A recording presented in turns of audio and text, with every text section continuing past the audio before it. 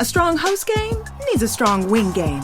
Add Popeye's wings to your game day spread, and the crew won't just be cheering, they'll be salivating. With 8 bold, crispy Louisiana flavors to satisfy everyone's taste buds, our wing game is strong enough to always get you the W.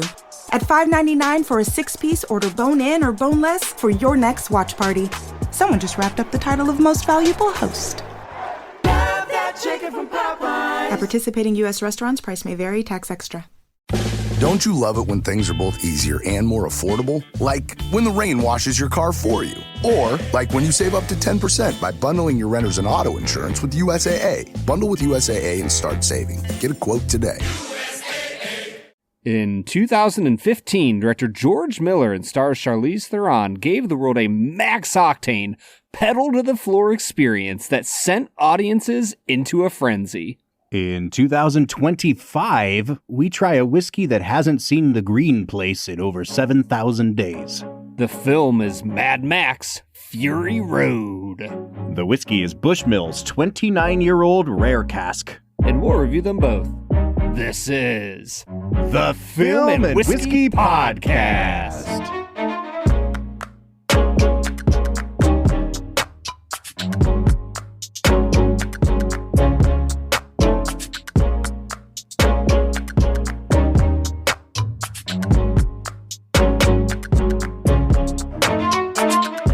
Welcome to the Film and Whiskey Podcast, where each week we review a classic movie and a glass of whiskey. I'm Bob Book. Witness me! You nearly just blew out my headphones. I am not going to have fun editing this today because I already could tell that you're going to scream witness me 14 times over the course of this recording, Brad. Is it bad that I think that the first witness me moment might be the best moment of this film? I like the very last one, but they are on par with each other for sure. Yeah. The first one, I get Holy Spirit chills when he does it. I don't know if that's the spirit that's chilling you in that moment, Brad, but folks, welcome into the Film and Whiskey Podcast. Today we are looking at the 2015 film Mad Max: Fury Road. Brad, I'm not going to bury the lead here.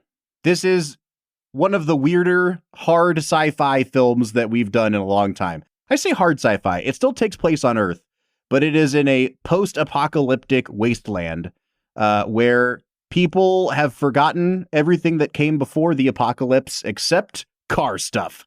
And so we've got dudes doing weird stuff, but saying car words. And it is it is a very interesting movie. It's a very interesting franchise. So it's the brainchild of this director, George Miller, who had made 3 prior entries in the Mad Max saga. I'm going to go ahead and go out on a limb and assume that you, Brad, have not seen any of those movies. Sure haven't. Okay. So the first one, I think, comes out in 1979. It's one of Mel Gibson's first films. It's a true Australian movie. And it takes place pre-apocalypse. There's some elements of these weird biker gangs, but it's more like a societal collapse movie. Whereas the second and third Mad Max movie are true, hey, the earth has been poisoned and now we are all in these weird tribes. And from what I have heard, because Brad, spoiler alert, I too have never seen the first 3 Mad Max films. You don't seem much like a Revhead to me, Bob. Not so much, man. I am no war boy. But I saw this movie, and from what I have heard, and what some random guy on IMDb reviewed this movie as, this is like the third film in the franchise, Mad Max Beyond Thunderdome, but on acid. And I think that even without having seen Beyond Thunderdome, I'm going to go ahead and say accurate statement. Yeah, this movie is trippy. It is fast. There is all sorts of stuff happening here, Bob. And don't go there yet. Yeah, we'll bury that lead a little bit. But I do want to say, Brad, that we need to set the stage for what we're doing on the podcast and what we're doing this season. So folks, welcome into Film and Whiskey. We review movies, we review whiskey. This season, we're looking at films from the last 20 years. We're asking the question, is this movie a modern classic? Here's the thing with Fury Road, Brad. I'm going to come right out and say, I think this is a good movie. I have never been as all in on this movie as a lot of people are. This has been like a critical darling and perhaps the most beloved film in all of film Twitter for the last decade. And it has been hyped as one of the best action movies ever made, one of the best films of the 2010s. And I have to say, I stand corrected on something I said earlier this season, Brad, because our criteria for picking movies for this season fell into 4 categories. Was it a Best Picture nominee? Did it make $100 million at the U.S. box office? Is it in the IMDb Top 250?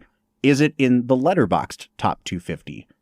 And I need to say, Brad, this is a movie that checks all 4 of those boxes. All 4 of the boxes. I didn't think Robert. we had any beyond Oppenheimer and potentially Dune 2. This is the only other one, man. Wow. So this is a big deal movie, Bob. it is a big deal movie. And so I'm kind of in between a rock and a hard place where it's one of those films that I have to kind of begrudgingly acknowledge, regardless of my own personal feelings on it. I think it kind of is a resounding yes to our question of, is it a modern classic? Because it clearly is clicking with a huge number of people. And it was gobbled up by the Academy and by all those people going to see the movies. Yeah, I mean, this thing picked up 6 Oscars, Bob. Mm-hmm. That, like, Yep.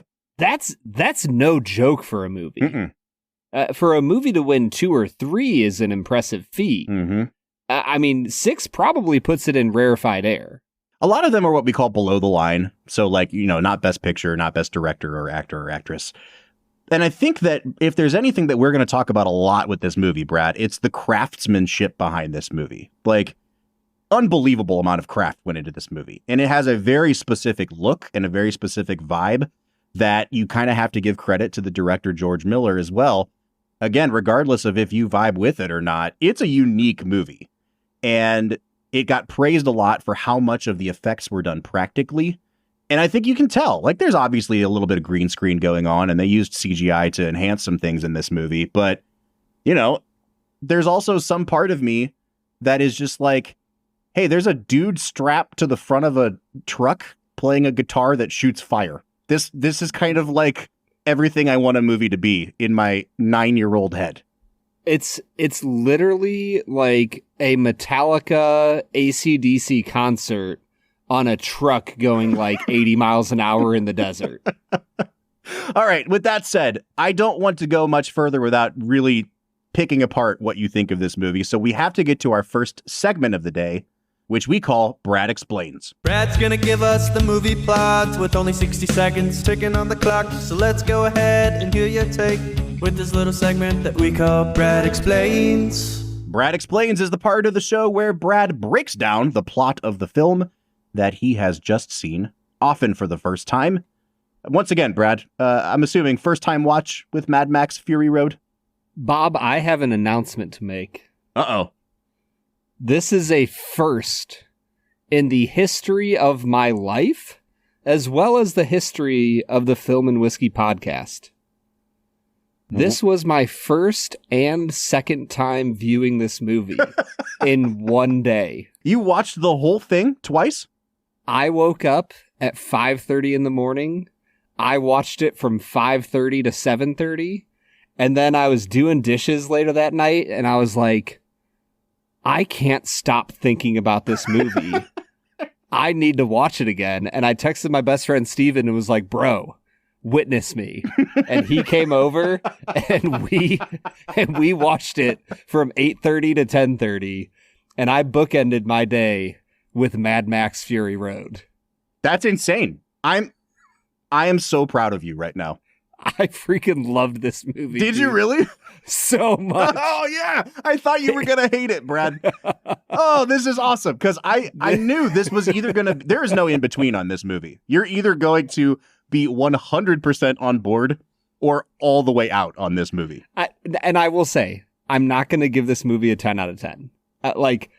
It is not a perfect movie. So a little peek behind the screens. We actually recorded the whiskey segment earlier because we live busy lives.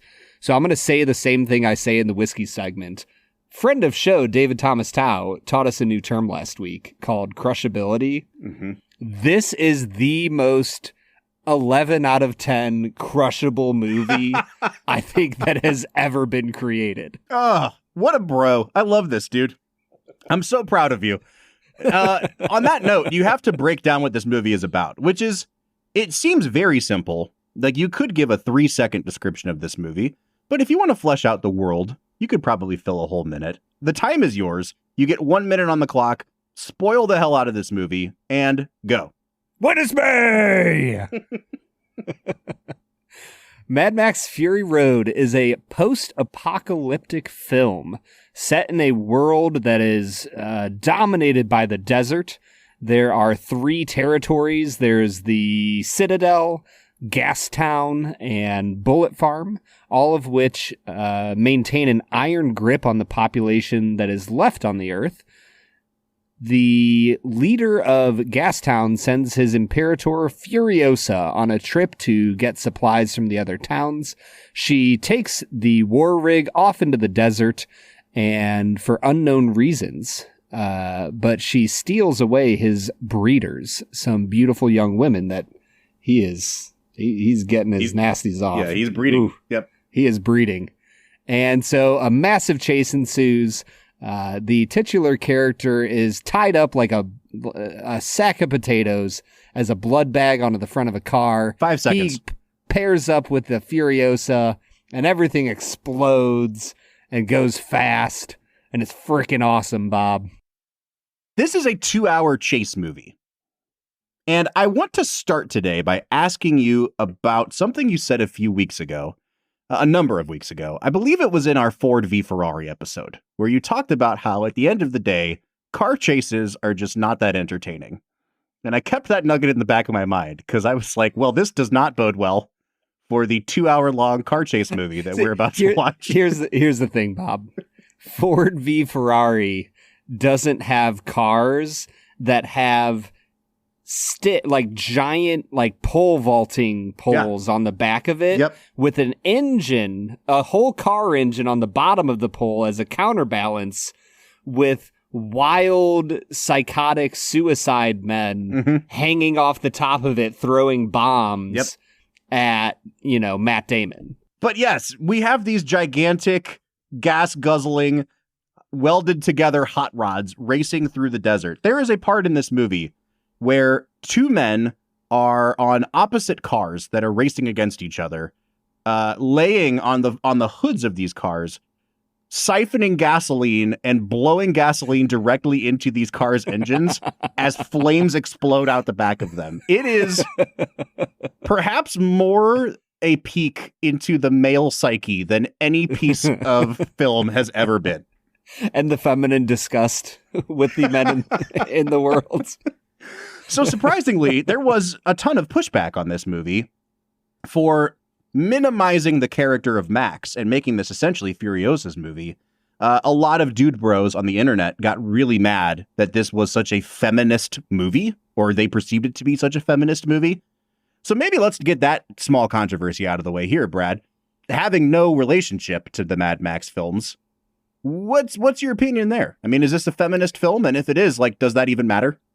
Oh, I don't think it does. I mean, of all the movies that involve men fighting against women in an actual physical altercation, I don't know how to say this without getting slightly political. This is the most badass of them? This is the most realistic. 'Cause, you know what I mean? Let's be really honest. If you had Warrior Tom Hardy fighting a woman, it wouldn't go well. Right? Sure. The way that they set up the fight between Tom Hardy and Charlize is so well done, where there's always something holding Tom Hardy back, and yet it doesn't do it in a way that takes away from how badass Furiosa is. So it makes it an even, fair fight, even though we know, if Tom Hardy was at full strength and Charlize Theron was at full strength, we know who would win that fight. And so I actually think that this movie makes the most sense as far as the feminineness of the women in the movie and the maleness of the men in this movie. I would actually, as the slightly more conservative person in this podcast, I would say they do a really good job with it. Perfect. Now we don't need to discuss it any further. So there you go. Hey, let's go. Okay, where do you want to really dive in on the film? Because we could talk performances, but at the end of the day, the performances are kind of window dressing for George Miller to just do cool stuff. Like, there's no characters in this movie except Furiosa. Yeah. There are capital C characters. Sure. I don't know that we need to talk about performances that much.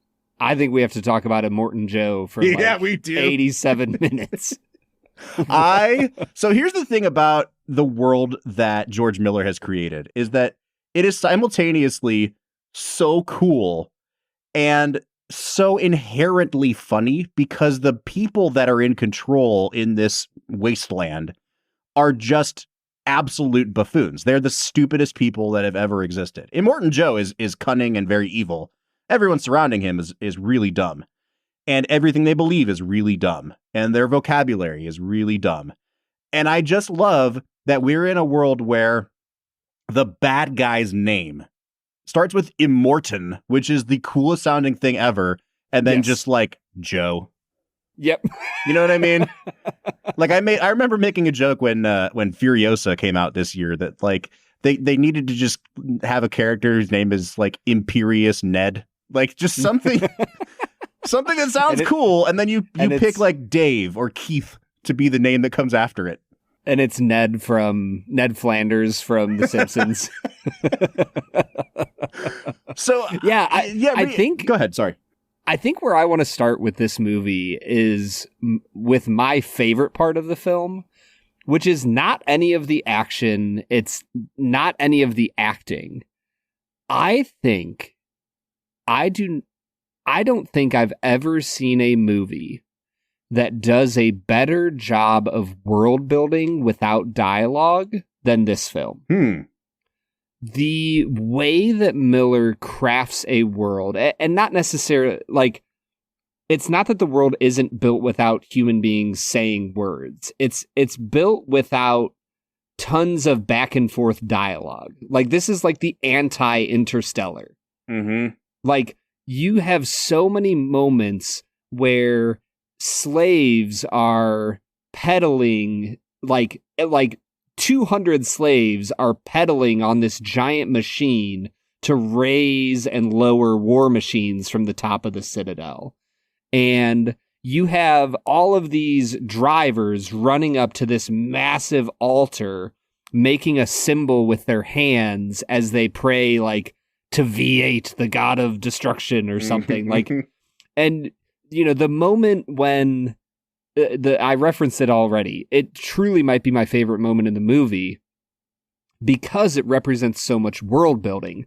The moment when the war boy is about to die and he looks back at his compatriots and screams, "Witness me," and you feel the whole war rig, every war boy in the area, like, it feels Witness! like it's a holy moment. Yep.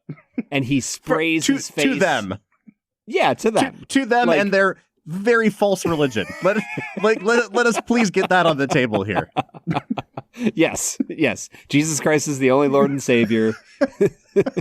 But in the world of Mad Max, it's that moment where you go, oh, these aren't just a bunch of, like, dumb, witless, cancer-ridden, post-apocalyptic idiots. Like, this is a true psychotic religion that Immortan Joe has created in this world.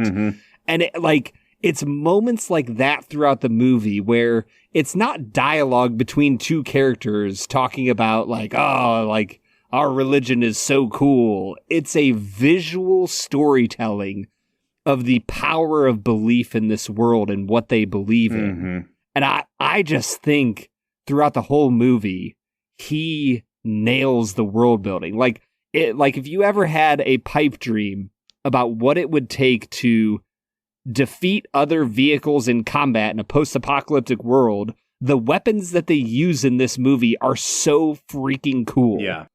Like, I could go on and on and on, but I think the world building in this movie is like second to none. Well, and one of the most successful things that go into that doesn't require extra explanation is you basically come to understand we are perhaps 1 to 2 generations removed from the apocalypse, whatever the event was that turned the earth sour, because there's people still alive who are old who are telling them about, like, this is what a satellite did. And you get glimpses of like what you can understand as an audience member of like oral history that's been passed down. Like they say stuff like, oh, they told us that everyone used to have a show. Do you think they still have shows anymore? And they don't know what that means, but they know the language of it. And so you get this mishmash of a language that's been created or what's been left over from the end times capitalism of before the apocalypse happened. So you have the war boys saying stuff like, I'm going to go to Valhalla. But then they also say that in Valhalla, they're going to be McFeasting. So, like, there's references to McDonald's. Dude. Which isn't a thing anymore, but it's just... That freaking got me, it's man. It's so good. It's so good. To your point, there are also, like, these little visual cues that are just like, huh. So there's a moment... There's a stretch of the movie that is really brilliantly done. It's supposed to be taking place at nighttime, and everything has this blue tint to it. And you can tell they filmed it in the day. It's great old filmmaking technique, but it's when they cut to this. Go ahead. Sorry. Quick aside. I learned that my TV needs replacing, that I only use like once a month, maybe. But in that scene, I was like, oh, my TV does not do blues anymore. What color was everything? Oh, it was like white, gray, bluish. It was all washed out. It was so bad. Like the first time I watched it on my computer. It looked great. The second time I was like, wow, I'm going to put it on the TV and it's going to be awesome. And those scenes were not. So in those scenes, though, they cut to this random wide shot of a guy that's kind of dressed like a bird, and he's walking around through quicksand on stilts. And there's... Walking would imply that he's on 2 stilts. Yeah, sure. Hobbling? He's like crawling. He literally has a stilt for each appendage. Yeah. And it's one of the most terrifying things I've ever seen. Just a very unnerving image, and also not commented on at all, because it doesn't need to be, because they're passing by and they're just like, what the fuck? And then they just move on. But it's great world building, to your point, Brad. I think we could probably call them the Edgar Allan Poes. Sure. Quoth the Raven. Even early in the film, and I think the women reference it a few times, the young women who are being I was about to say trafficked. Forcibly bred? Yeah, trafficked is the correct word. Well, yes. I meant like trafficked away from him, like anti-trafficked. Anyways, they reference it a few times, but I love when Immortan Joe goes to his vault where he keeps the women, and they have like painted like, you won't own our babies are not your warlords. Mm-hmm. But over the door, there's a quick glimpse of who burned the world or something like that. And they reference that in dialogue later in the film. And it's kind of this insinuation of like, maybe Immortan Joe was like the president of the US, or, you know, like he was a important political figure that started the nuclear war. Mm. You know what I mean? Almost like a Dr. Strangelove type of character. Yep. Right? Let's do this real quick, because I don't want to necessarily move away from the cast yet. We'll talk about Charlize Theron, because I think that's the only real performance we're talking about. No offense, Tom Hardy, but you've got kind of a nothing burger of a part here. I would like to power rank random dudes in this movie. Oh, I have a number 1 for sure. All right, who's number 1? Number 1 is Furiosa's lieutenant that keeps like coming and checking in with her. Hey, boss, we going to Gastown? Yeah. I don't know what it is about him, but the way he pops up in her window feels like I'm watching like a cartoon. Mm-hmm. Like, or like almost like he's a comic book character. a segment that's like just her in the empty space, and then the next segment his face is just there. Yeah, right. And he's talking to her. Oh, it's just my favorite. Now, we've already mentioned the dude with the guitar, whose actual name in the script is the Doof Warrior. Yes. Come on, dude. I mean, just Tell an me that's not iconic the- image. Yeah. Absolutely one of the coolest things. One of my complaints about the movie, Bob, we didn't ever get like an extended, like super Solo. heavy metal guitar yes. riff for like a solid like 3 minutes. Yeah. You know what I mean? Yep. We needed got, him to like, shred. hints of it, but we needed him to shred. Yeah, I understand that he is like bungee corded to the front of this vehicle, but he's just playing power chords, demonstrate that you have some skill, man. Yes. Yeah. I attended an Under Oath concert once, and before Under Oath, the act right before them, I think it was called Animals Before Kingdoms. Okay. But we were in the absolute like front of the mosh pit, right up next to the stage, and there was their guitarist was playing a double-necked guitar, like 7 feet from my face. And I understood after watching him play the guitar why people talk about their faces melting. Yeah. It was the wildest thing, and I wanted that in this movie. Well, see, the cool thing is that they've built in a mechanism where even if his talent doesn't melt your face, the flames coming out of the guitar definitely literally will do that for you. There's a couple more like random guys who come off the bench and just hit 8 threes in a row. And one of them is the fat guy with the gold nose that Max uses as a human eater? shield. Yes. Yes. And then you've got the old woman from Furiosa's like home village that gets chainsawed in the neck at the end. She's wonderful. Mhm. I don't know what her name Yeah. is. She's great, dude. Oh, absolutely incredible. I think that all of the young women are great. Mhm. They do a great job. You've got I almost said Imperator. What's his name? Immortan Joe's 2 sons who are named Scrotus and Rictus. Dude, Rictus is incredible. The moment where he mean- rips an engine off of a car and then just screams his own name. Yes. In triumph. It's incredible. I'm also very thankful that this movie came out in 2015 and not like 2020, because he would have been played by Dave Bautista. I like Dave Bautista, but you're correct. Too. Yes. Yep. But I don't want him in this movie. Like, I love that there's no, like, obviously Tom Hardy, Charlize Theron. Other than them, there's no, like, really big names in cinema in this movie. Like, I think this was Nicholas Holt's, one of his first, like, bigger films. Yeah, I mean, he had in. broken through as a child actor and then kind of done a bunch of indie stuff as an adult. First of all, Right. love Nicholas Holt.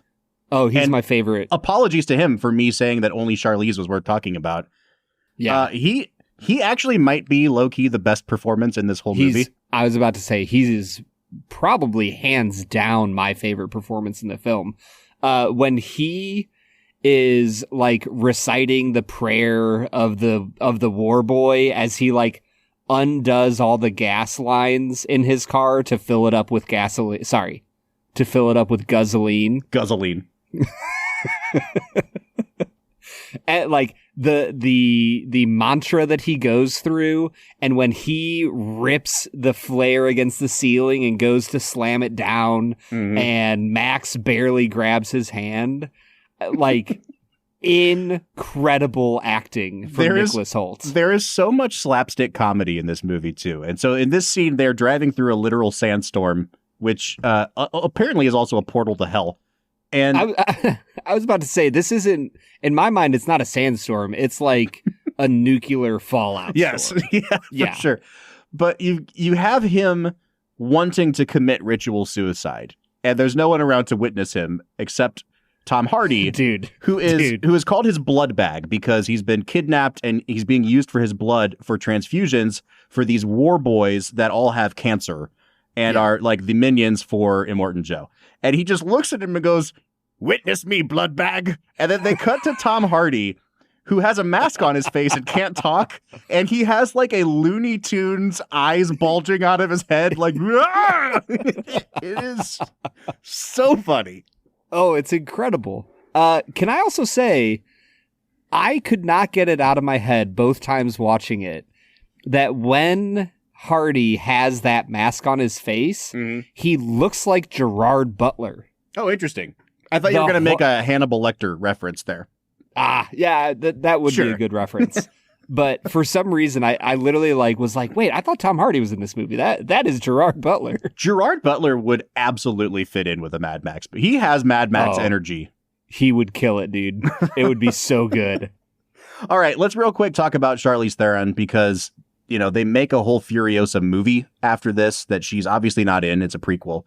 But I think one of the failures of Furiosa is that I buy Charlize Theron as a badass, and I do not buy the very slight and slender Anya Taylor-Joy as someone capable of whipping someone's ass. No offense, and that's not to say anything about Charlize's body type either. She's a very fit woman, but she has a swagger and an energy that just screams, I will throat punch you in a way that not many people can pull off on screen.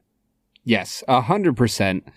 I'm going to upset you here, Bob. I actually don't love her performance here, except her eyes. Her eyes are 50 out of 10, the most intense, sad, broken, absolutely incredible. And anytime she talks, I'm like, I don't know if her heart is in this role. Yeah, and part of it, so there's a huge backstory about how she and Tom Hardy did not get along at all on set.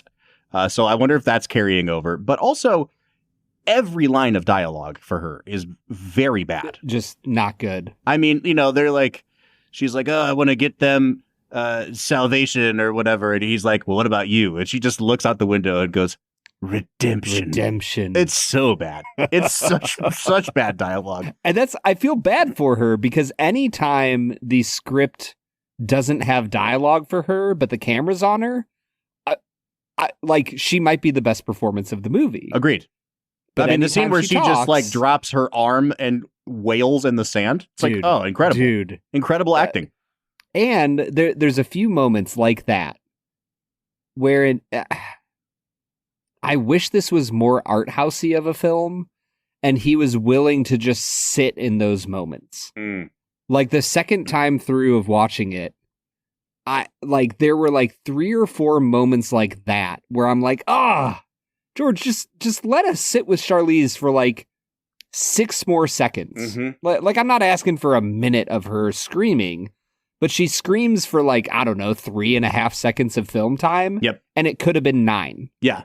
And it would have been perfect, and the camera could have slowly zoomed out as it just the sand whips around her. It would have been incredible. And there's just a few moments like that where they cut away from a beautiful, cinematic, incredible shot, and I'm like, we spend about an hour and 37 minutes of the runtime in a chase. We could have done with an hour and 35 and a half. Agreed. Yeah, and I actually have my main criticism of the movie is completely based around what you just said. I think we should take a break here. We'll come back. We'll get, 2 facts and a falsehood done. And then I want to go in a little bit on why I think this movie doesn't totally work for me in the way that it does for a lot of people. But it's definitely, it all has to do with that sort of pacing thing. So, Brad, let's take a break. Let's drink some Bushmills, and then we'll come back and witness each other. What do you say? Witness me! All right, so today we are checking out Bushmills, the Rare Casks, 29-year-old Pedro Jimenez cask finish Irish whiskey. That is a mouthful, Brad. It really is. That is incredible. You did it. Bob, this is another wildly cool whiskey that we are drinking this week, following our Bushmills 30 from last week. That's right. We want to say thank you again to our friend Zach Johnston, who unloaded a bunch of samples upon us. As I look at this Bushmill sample, it looks like it says this is sample number 14 of 50. So wow. Zach was in rarefied air even receiving a sample of this, and even though this is a secondhand sample, I am still very grateful that we're receiving it, Brad. Yeah, 100%. From the start, Bob, I just want to take a mosey down memory lane. From the very start of this podcast, I have been blown away by the kindness and charity that exists in the world of whiskey. 100%. Like, people just don't say no, which is really awesome. Like, the spirit of sharing a pour with somebody extends from, like, your basic entry-level PR rep or sales brand ambassador all the way up to, like, CEOs in this industry. It's been really, really great, man. Yeah, and absolutely it's all incredible. It's led us here. It has culminated in Bushmills 29. So, like Brad said, last week we had a Bushmills 30-year-old release that was not part of this series that they call the Rare Casks. So these were annual releases that Bushmills has been doing. And after the first release, I'm reading directly off of a website called Whiskey Advocate right now. The one we're drinking today is the second release in this series. It says that after the first release, Bushmills gave their fans some say in how they picked the second Rare Cask expression. So they basically put a three-pack of samples out on Flaviar's website and asked people to pick their favorite. And so the one that came forward was this 1992 distilled Irish whiskey. Wow. Isn't that crazy? That's insane, dude. It was aged for 12 years in ex-bourbon barrels and then taken out of those bourbon barrels and put into Pedro Jimenez casks for another 17 years. So the whiskey was distilled April 6th, 1992.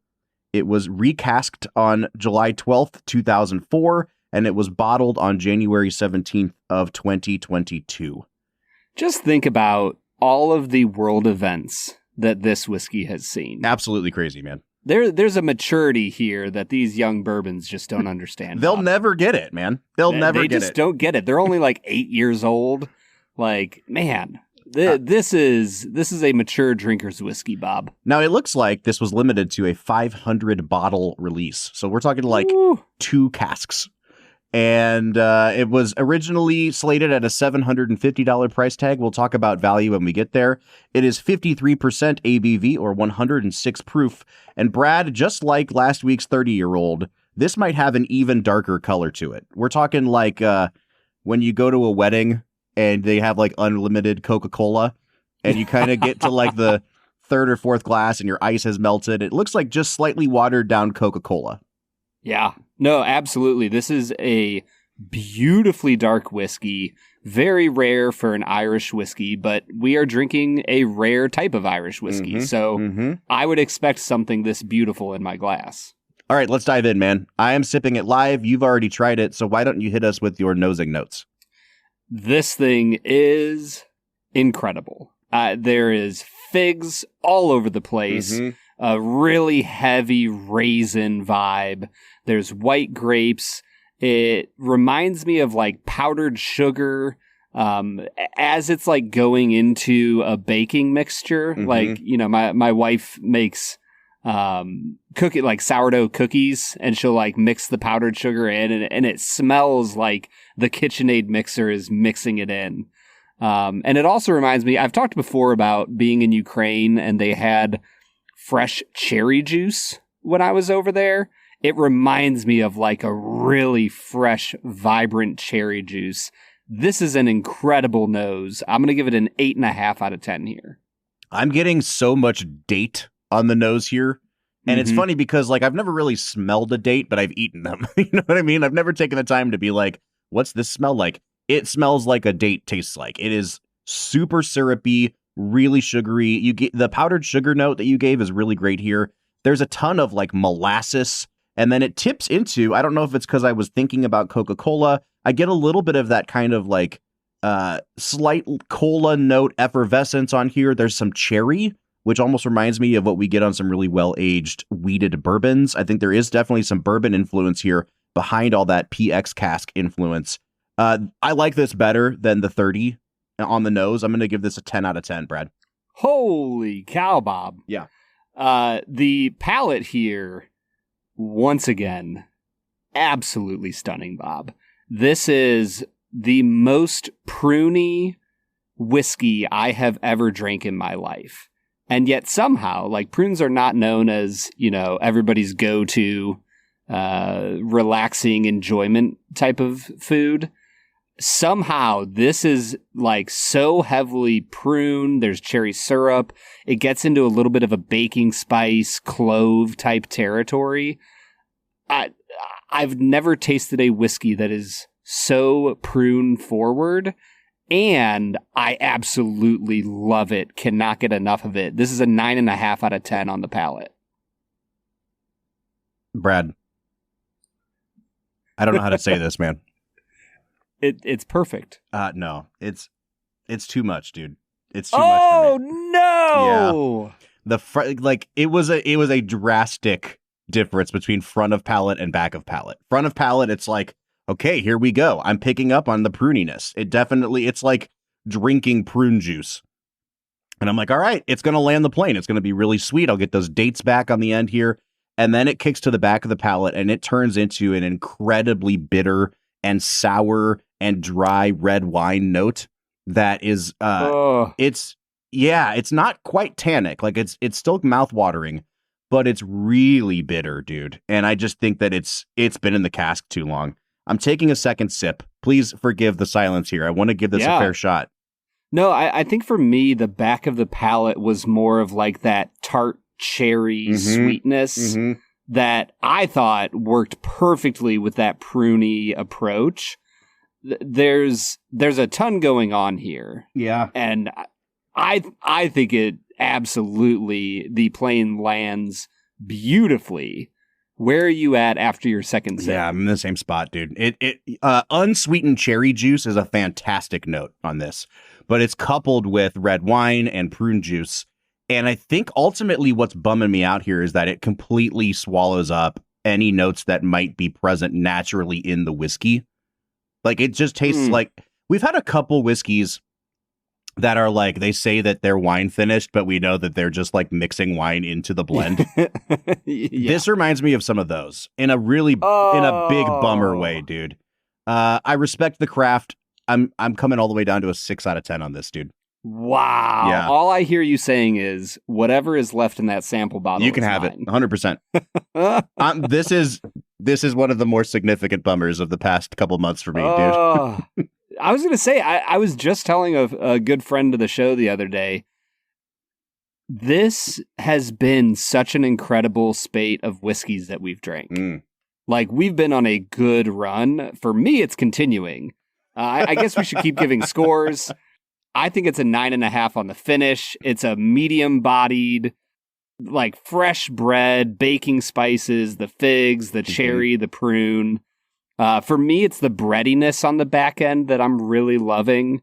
I think this is just so good, Bob. Yeah, I'm trying to separate out the flavors of the finish from like the overall experience or like the, I don't know, the structure of the finish, I guess. It's long lasting. It's mouth watering. It is medium to long. Like, I think those are all really good things here. It just continues to carry over flavors that I think are subpar.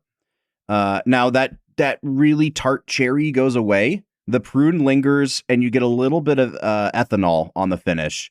But again, what's really a bummer for me is that Irish whiskey, of all the types of whiskeys we try, Brad, is probably, I would argue, the most delicate whiskey and probably therefore the most susceptible to getting overwhelmed by whatever they're aging it in.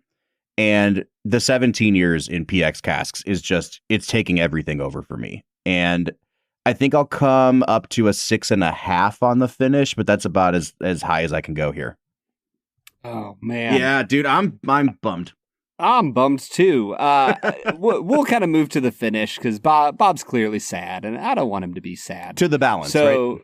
Yeah, balance, 9.5 out of 10 for me. I think that they manage the complexity of this whiskey really well, and it tastes utterly delicious. I will say, last week with our wonderful friend, David Thomas Tao, he introduced a new category of grading, which, you know, we're not going to grade on, but I think we're going to reference from here on out every once in a while of crushability. This is not as crushable as the Bushmills 30. No, it is not. Like, the Bushmills 30 just was so approachable for a 30-year aged whiskey. This one is much more you got to sit and take your time with it. Mm. So the crushability isn't quite there as much. Balance is a 9.5 out of 10. Where are you at on balance, Bob? Yeah, 3? It is a drastic change in nose and front of palate to back of palate and finish. I'll just stick at a 6.5 again. I feel like I'm even being generous here because I know what this is, and that it's very expensive, and I'm very grateful to receive it. What I will say, though, Brad, is on the value category. So this is MSRP $750. I've seen it all over the place, in the mid $1,000 to $2,000 range. Yep. I actually am going to give this a pretty good score value-wise for what I think it's worth. Because, again, we always say that in the luxury category, you don't really need our opinion. If you're able to afford a whiskey of this price, then you're going to do it anyway. I think that I've matured enough in my whiskey drinking that I can flat out say something is not for me or is not to my taste. Sure. And that does not affect what I think of the overall value of it. I would never pay the money for this because I don't like this whiskey. However, I'm going to give this a 7 out of 10 on value because there's literally 500 bottles of this. It took almost 30 years to make this product. Like this, there's an incredible amount of craft going on here that is just undeniable, regardless of what I personally think of the final product. Yeah, I will say, I think that the Bushmills 30 is a better value. This is still a stunningly good whiskey. Not quite on the level of that 30. I'll give it a 7.5 on value. I think you're getting a great value if you buy this bottle. But for, $400 to $600 more, which is a wild sentence to say, you could get Bushmills 30, and I think that's like a 9.5 out of 10 on value. Agreed. So I am coming out to a 44.5 out of 50. Woo! Bob. Dude, you are way higher on this than I am. So much higher. I'm at a 36 out of 50, Brad. Wow. Yeah, we're That's way off on this. Which it's crazy because I'm looking at this whiskey. I'm like, this is not a 36 out of 50 for me in terms of my enjoyment of it. But the nose was perfect. The value's pretty good. That brought it up a lot. That takes us to an 80.5 out of 100 or a 40.25 out of 50. So this has not only hit the 35, would recommend mark, but the 40 out of 50, this is a no-brainer pickup mark for us. Yeah, just go buy it right now. Every single listener of the show. Totally worth it. You won't regret the money you spend, and your spouse will not be upset with you at all. Never, ever. Would you, okay, let's break this down a little. Would you recommend trying this at the bar? Because you're looking at like a $90 or $100 pour here, probably. Yeah. If you are looking for a hell yeah birthday pour, a witness me kind of birthday pour, witness me, then I would say yes, go for it. All right, I'm gonna say no, but that's just me. If they have the 30 available, I would say take that instead. So, Brad, there we are. Let's get back into talking about Mad Max. What do you think? Witness me.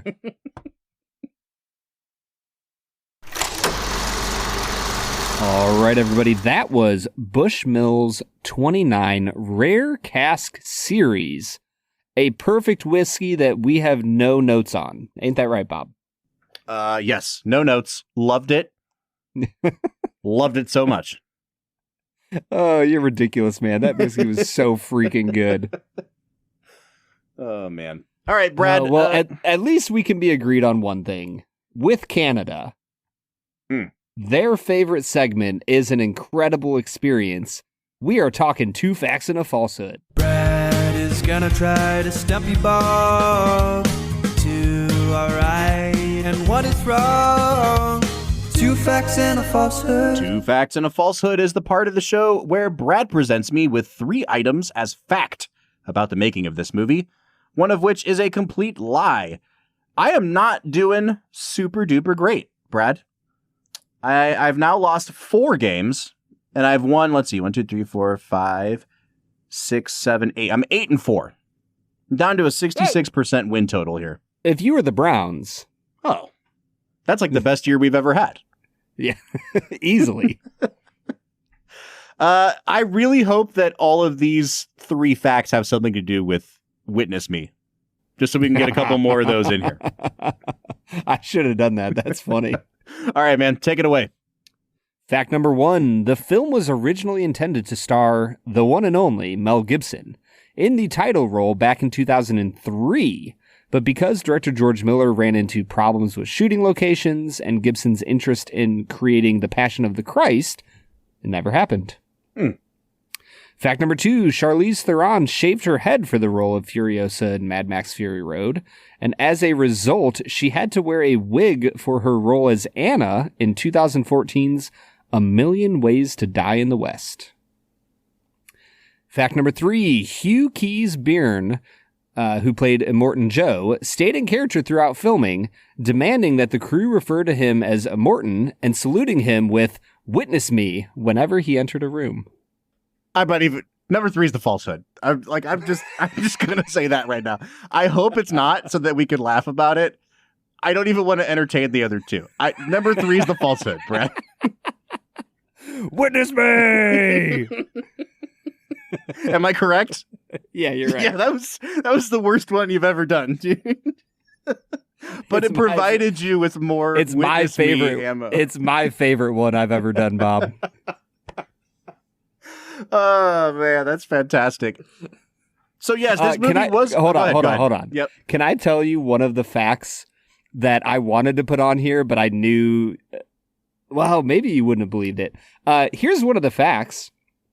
There is a brand of it's like a food company that makes like baking goods. I think it's called like Wiltmore or something. Okay. They make sprays that you use to like spray cakes, right? Like if you ever watched the Great British Baking Show, they'll like spray color onto their cakes. And they make a brand called something silver. And a ton of people on their Amazon page, and I verified this, you can find it today. Like 2025, January 1st, you can still find this on their Amazon page for their silver food spray paint. People have reviewed the product as if they are a war boy. And they talk about it like 5 stars. Brought me 2 steps closer to Valhalla. Immortan Joe himself uses this brand, and there's like multiple reviews. And I wanted to put that in the 2 facts and a falsehood, but I didn't know how to do it in a concise manner. But that is a real thing that happened, and it's moments like that where like my hope for the internet is restored. So on that note. One of the famous lines from the movie is where they're talking about going to the halls of Valhalla all shiny and chrome. Dude. They released a cut of this movie in theaters 6 months after it premiered, which was called the Mad Max Fury Road Chrome Edition. And it was the black and white version of this movie. Yeah. Which is apparently awesome and very badass. I've never watched the black and white version, but this... I'm going to watch it right now, Bob. This is not the only time this season we're going to run into this problem this cool feature, because they did the same thing with Godzilla -1 last year. And I did go see that movie in black and white, and that was freaking awesome. Yeah. Absolutely ripped. Oh, man. I'm so sad I didn't see Godzilla -1 in theaters. Yeah, that's all right. You know what you did see twice today? Mad Max Fury Road. It. Mad Max Fury Road. All right, well, let me throw a bucket of cold water on this cool conversation we're having with Bob's Nitpick Corner. Ooh, my least favorite place. Can you imagine what the music sounds like for this segment? Bob's Nitpick Corner. Wah, wah. Wah, wah, wah, wah. So here's my big issue with the movie. We have this saying when we talk about films like this, which, it's not, I wouldn't call it like a madcap movie. It's very relentless and kind of breathless, and it goes at 1,000,000 miles an hour and it never lets up. My issue with that is that statement is almost never actually true of any movie. Like even the most relentless, high-octane action films have these built-in moments of respite from the high-energy action sequences. And I guess I'll call back to a movie like Mission Impossible Fallout that we reviewed just a couple weeks ago, which also has a car chase that Brad described as kind of boring. So This is really breaking a trend for you, Brad. Yeah, it is. Explosions, people's faces getting ripped off. We haven't talked about it. Morton's Joe death. Oh my gosh, is incredible. Truly brutal. Oh man. So my issue with this movie, though, is that George Miller is a good enough writer and director that he knows that you need these moments to catch your breath. However, the world that he has created is such a heightened thing and such a highly stylized thing that even in moments where you just need pure human emotion to come out to give you a breath of fresh air, you can't really fully get that breath of fresh air because you're still immersed in a world where a guy named Rictus is chasing you. Do you know what I mean? Because Nicholas Hoult says, even Larry and Barry weren't chewing on my windpipe. And they've got little smiley faces. She goes, who's Larry and Barry? And he points to lumps on his neck that he's drawn smiley faces on. So that's because I can never fully, not disengage, but you know what I mean? Like, catch my breath in this movie. I think that it ends up being so extreme all of the time that it becomes kind of exhausting for me. I told you to watch this movie in one sitting, and I'm a hypocrite because I couldn't do it myself today. Now, I've seen this movie before, but this movie works really, really well for me in doses of like a half hour. And anything more than that, it just starts getting to the point where I'm like, oh my gosh, like I feel like sensory overload all the time. And it beats me down a little bit. I'll make a small comment on the cinematic mastery of it.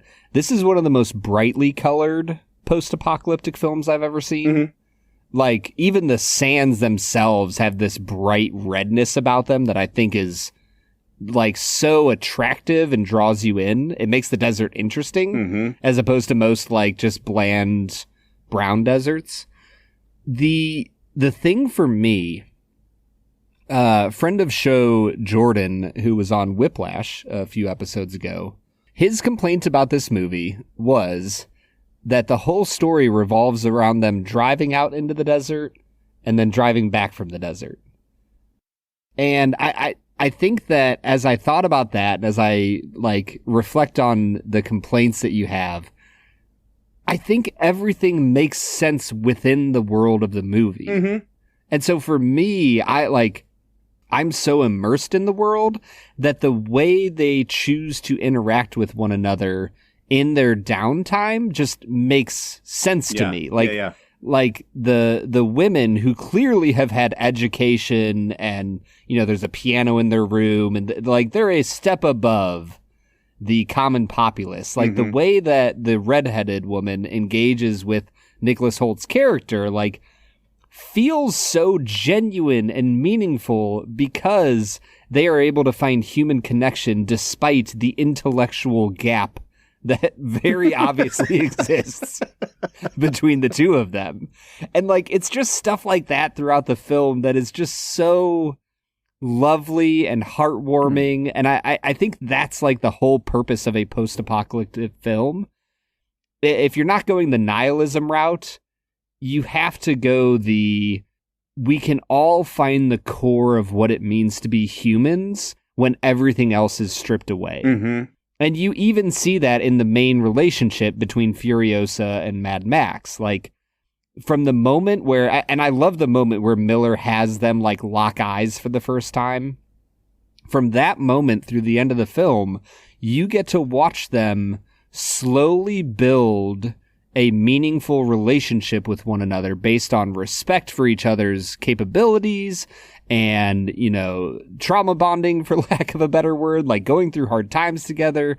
It's all of those things layered upon each other that, for me, make this such a crushable movie. I'm with you in that I think you've pinpointed that, like, everything makes sense within the world of the movie. But even if you take a universe like Star Wars, and I'll even go to A New Hope, a movie that I don't particularly love that much, but, you know, you're thrust into a world where you will eventually get to, like, the cantina scene where it's just, like, dudes in rubber masks who look silly. But what grounds you in that world is when you go into his aunt and uncle's house, and it just looks like a house. And their corpses are like burning. Not before that, when they're still they're still unburnt and alive. Gotcha. But you just get like, yes, Luke is whiny, but you just get them sitting at the dinner table drinking milk, and like it's a grounding human moment where yes, this is sci-fi, and yes, they're on another planet, but like we're in a house. There's not a ton of stuff distracting me. We're just watching people be people. And to your point earlier, the moment in the movie that had the opportunity to kind of hit reset and give me that breath of fresh air was Furiosa by herself on a sand dune grieving, and we get 8 seconds of it, and then we're on to the next thing. And I think that when you have a movie as heightened as this in its stylistic choices, I was trying to think of like, how would I explain the aesthetic of this movie to someone? Because just saying like steampunk doesn't work. It basically Desert follows steampunk. It follows the story contours of Children of Men. But if Children of Men was acted entirely by Muppets, I think that you would have a sense of the overall tone of this film. I think Fair? so. All right, so I have to ask the question then: who is the Michael Caine? If everyone else is Muppets, is it Charlize? Great question. I think it has to be Charlize. It's either Charlize or Tom Hardy. Yeah, I want to find a funnier answer, but yeah, that actually is the only way it works. What's the name of the old guys up in the box making fun of everybody? Statler and Waldorf. Yeah, I just want Statler and Waldorf making fun of the War Boys as War Boys themselves every time one of them says "witness me." So anyway, with that said, I think that's why I'm still a little bit held back on this movie. I do think, to your point, there are some incredible moments throughout the film, and I keep thinking of this one shot in particular, and it happens in the first 10 minutes of the movie. It's the first time you see Furiosa, like, from inside the truck cab, from, like, the passenger seat facing out, and her face is painted, the top half of her face is painted, and they frame this shot so perfectly where the bottom line of the black paint on her face perfectly lines up with the horizon line outside and the white sand extending into blue sky. It is like, it's so good. Unbelievable shot. There's so many like that too. Throughout the film, they do such a great job with the actors' eyes. Mm-hmm. Like specifically Charlize and Nicholas Hoult, like their eyes just burn with this intensity. And like I said earlier about the colors of this film, it's almost like they maybe like put the contrast up just a tiny bit so that you can see all of the emotions that these people are going through in absolutely any moment of the film. Brad, I think that we're in a good spot to move to our final segment of the day, which we call Let's Make It a Double, presented by Blackwood Distilling Company. We're near the end of the episode, so thanks for listening to the Film and Whiskey Show. Let's pair another film with this one, even if it's a struggle. It's our final segment of the day, now let's make it a double. Let's Make It a Double is the part of the show where we pick a movie to pair up with this one to make the perfect double feature. Brad, I'm going to go ahead and get mine out of the way here. It's a movie that you've never seen and probably never will, based on just what I know about some things that you are sensitive to in films. But I made a comment earlier about how I loved the language of this film and how it's mostly English, but there's some random words thrown in that you just don't understand. And it reminded me so much of Stanley Kubrick's movie, A Clockwork Orange, where you have this kind of maybe a little bit set in the future society where people use words like droogs for friend, but everything else still kind of looks familiar. It's just this weirdly heightened scenario. And I kept thinking about Clockwork Orange throughout this movie. Once again, I don't know when we'll ever watch that movie. It's one of the best movies ever made, but that's my pick for this one, Brad. Yeah, I don't know, man. Clockwork Orange, not my cup of tea, to use a British reference. I think, I'm trying to go between pairing this with another just like, I don't know, like wild, great action. Like part of me is thinking about Edge of Tomorrow, something like that. Mm-hmm. I think I'm actually going to stick in the post-apocalyptic world with a movie that I really loved when it came out. I honestly haven't returned to it probably since then. I'm going to go with Book of Eli. Oh, good one. I absolutely loved that movie when it came out. And I think the reason I'll pair it is because I think both films do such a great job of world building of what has happened to the world after the apocalypse. Mm-hmm. And even just the opening shot of Book of Eli is freaking like beautiful and memorable. I think it would be a heck of a post-apocalyptic evening to watch those two films back to back.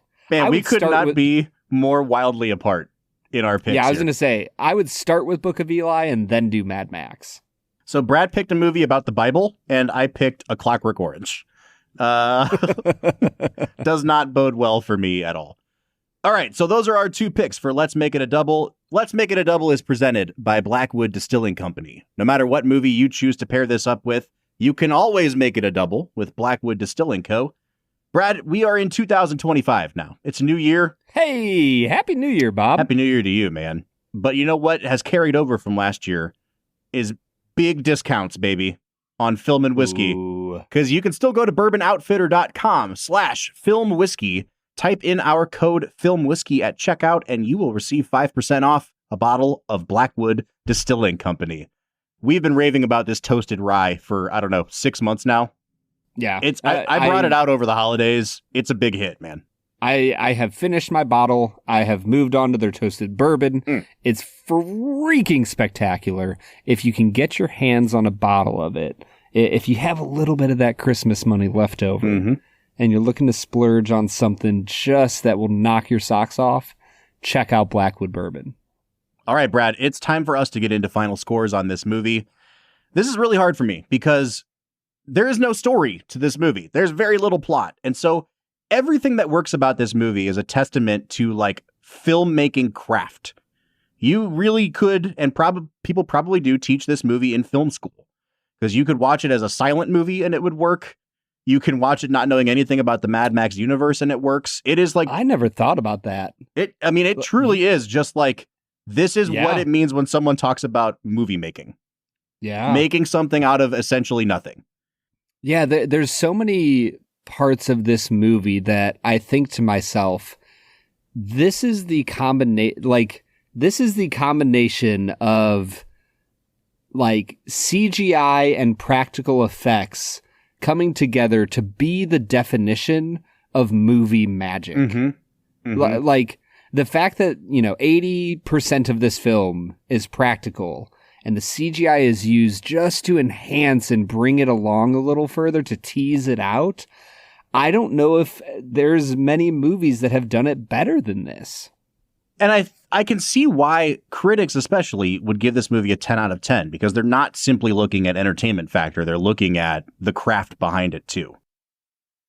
For me, I am entertained by this movie and I respect this movie a lot. It just doesn't quite hit the heights that it does for other people. I'm going to give this movie an 8 out of 10. I want to say 8.5, but I need to be true to myself. It's an 8 out of 10. Only an 8. But it's an 8 with like 10 out of 10 filmmaking behind it. You know what I mean? Wow. I don't know if I ever thought I would hear you say this film's craft is perfect. 8 out of 10. Yeah. I would imagine a minimum of like an 8.5, 9. Brad, I'm a new man. It's 2025. I will no longer be swayed in my opinions on this podcast. I'm proud of you, Bob. I mean, at the end of the day, this is an 8.1 out of 10 on IMDb. Yeah. So I think you might be in good company of the masses. I have ascended the masses. I've been chosen by Immortan Joe. I will say that this is a 9.5 for me. Wow. I could not stop thinking about this movie for an entire day. I could not have done anything else with my time but watch it a second time in a single 14-hour period. I can already tell what's going to happen here. This is going to be the sleeper of the bracket this year. You're going to pick it to beat every single movie. I'll have it get knocked out in like round that's- 2, and then it'll still come back to haunt me. That's funny. Yes, it is going to haunt you.